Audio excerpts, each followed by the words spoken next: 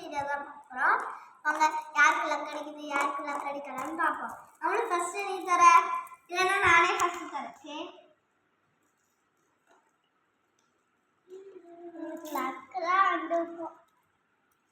என்ன வந்திருக்க தெரியல.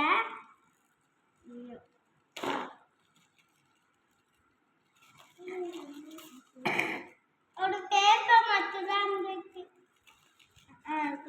இன்னொரு வந்துச்சு.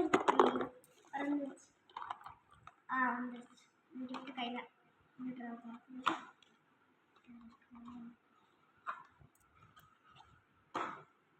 ஸ்மைலி, அதுவும் உடஞ்சு போன ஸ்மைலியும் ஒரு பிபியும்.